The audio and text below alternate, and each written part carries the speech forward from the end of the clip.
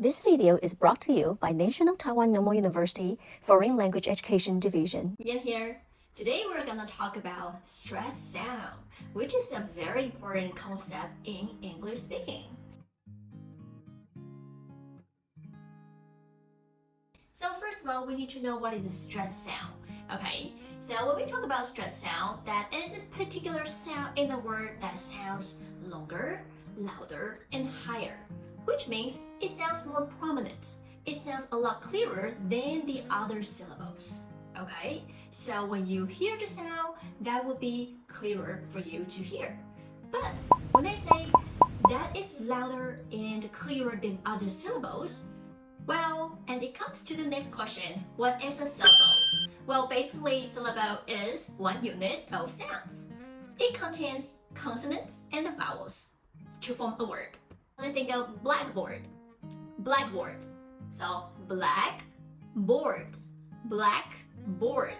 Black, one vowel, board. Another syllable. So blackboard. There are two syllables. Got it? So that's the concept of a syllable. A syllable must contain a vowel. And now we're going to talk about word stress. Since we already know the concept of syllables, now it's easier to find the word stress and put a stress on the word. So you're going to see three words here. And then can you try how to pronounce them? You can try first. Number one, number two, and number three. Okay, so the first word, where is the stress? So the first word, photograph. Photograph. You can see how many syllables? Photograph. There are three syllables. And then we need to decide among those three syllables, which one is a stress? Is it photograph or photograph or photograph or photograph? It sounds very weird, right? Okay, so the answer is the stress is on the first syllable. Photograph. Photograph. Okay? But if you still don't know, oh, when you say the stress sounds louder, higher, or longer, but I still don't have any idea how to stress. Okay, here's a tip. You can use your hands, both hands, or one hand, either one is fine. So when you try to stress on the syllable, also show your hand. Okay, you can kind of like throw your hand. Number two, how many syllables? First of all, check syllables. So ta, gr, fur. Try it again. Ta, gr, fur. How many syllables? 4.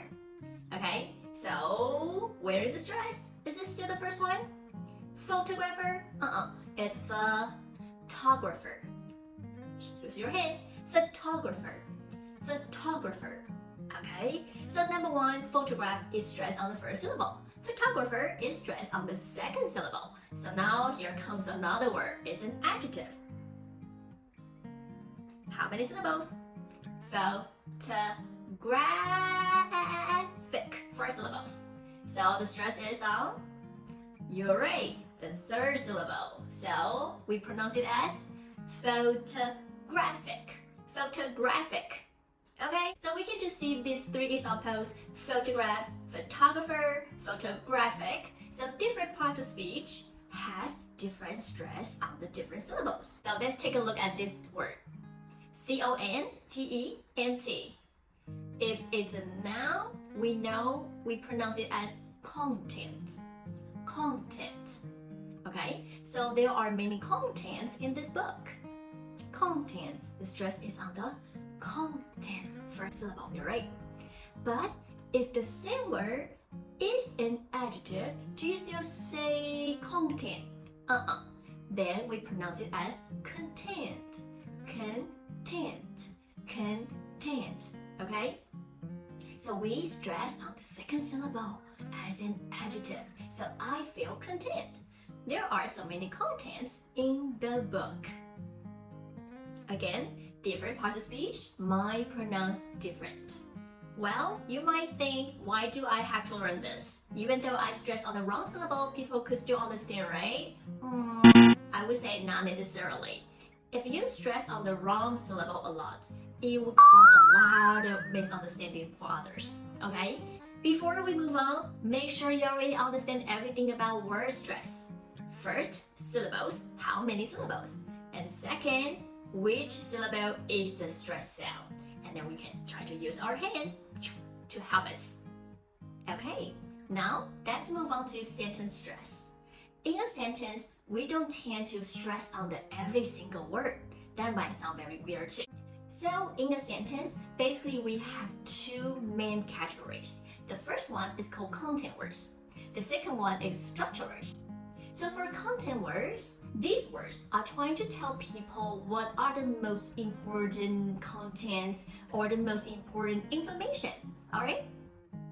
These words are very important, so we call them content words. And then we usually stress on these content words. On the other hand, the other type is called structure words. Structure words, which means in order to have the structure in grammar, okay, we need to have these words, but they might not deliver very important information in it, so we don't need to spend a lot of energy on them, right?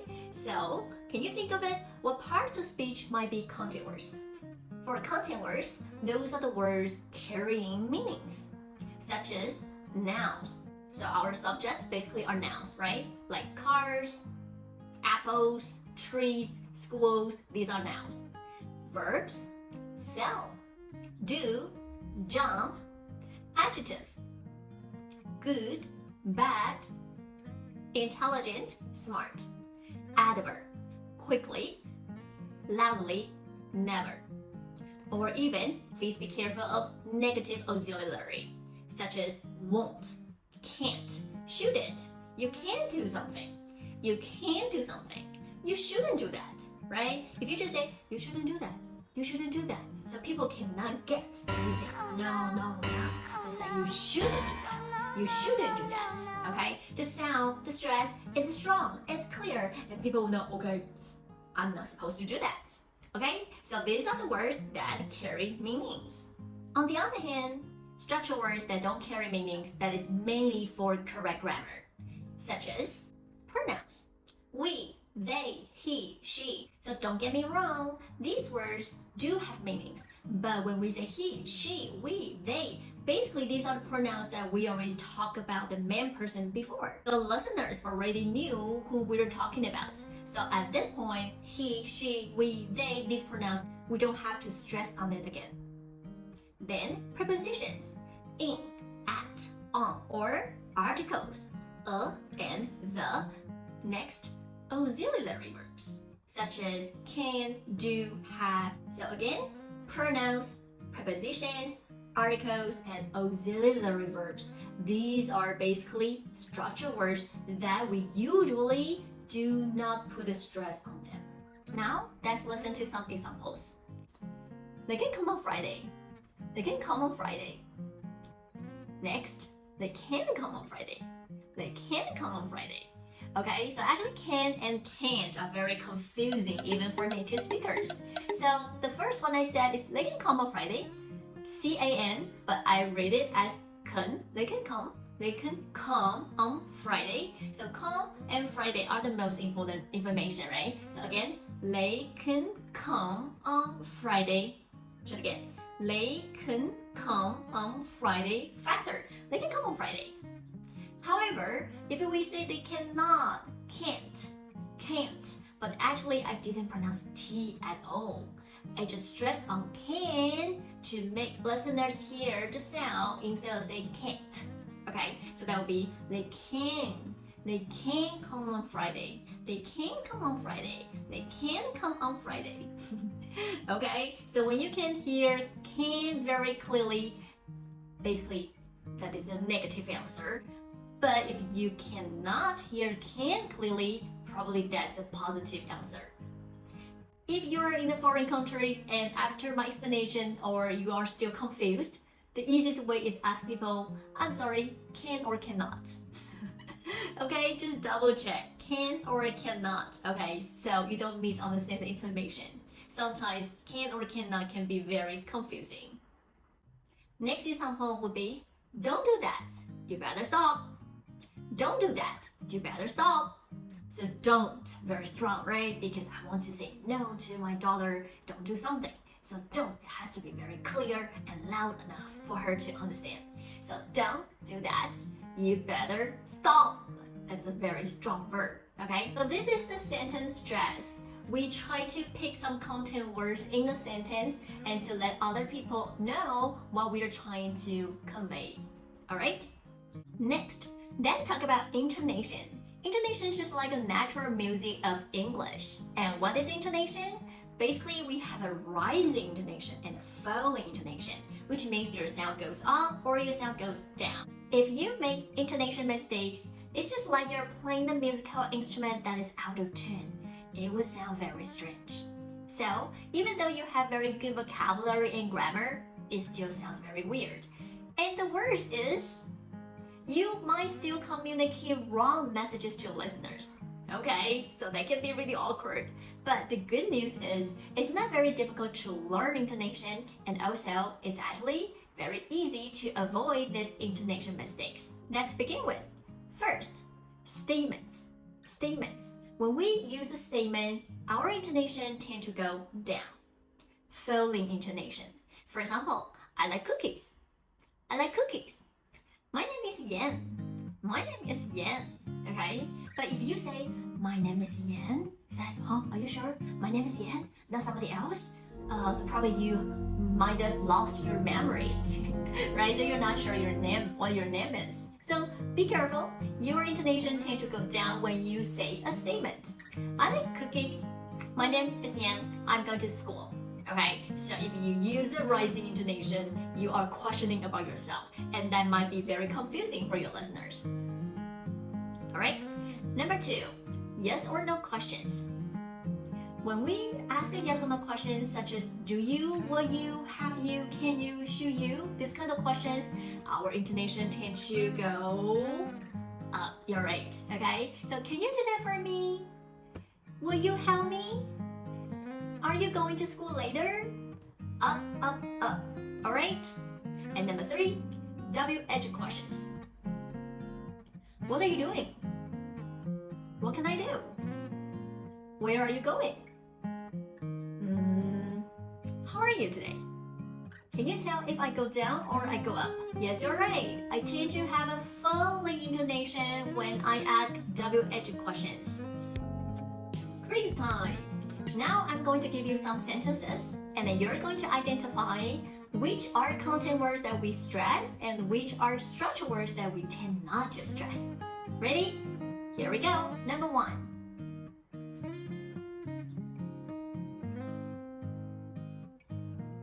How many words are stressed here? 4. They've been learning English for 2 months. They've been learning English for 2 months. So learning English and 2 months. This is the information I want to know. Number 2. Try to read it yourself. My friends have nothing to do. And that should be, my friends have nothing to do. Friends, nothing, and do. Try it again. My friends have nothing to do. My friends have nothing to do. Okay, so ding, ding, ding. Use your hands to help you. Number 3. I would have visited in April if I had known Peter was in town. Okay, so I try to read as slow as I can. Okay, and not stress at all. So, how many syllables are there? And how many? So, how many stress words are there? Let's try. I would have visited in April if I had known Peter was in town. Okay, a little bit faster. I would have visited in April if I had known Peter was in town. With the following intonation, okay? Number 4. Natalie will have been studying for 2 hours by 6 o'clock. Natalie will have been studying for 2 hours by 6 o'clock. So that's fine. How many stress words? Natalie will have been studying for 2 hours by 6 o'clock. So 4 stress words. Alrighty, in today's quiz time, I hope you all stress on the right words and then try to practice more to speak as fluently as you can. This is Yen. Thank you for watching my video. If you like my videos, you're more than welcome to visit my YouTube channel, BamaMia. See you soon! And I've been feeling blue, you're the one that I need.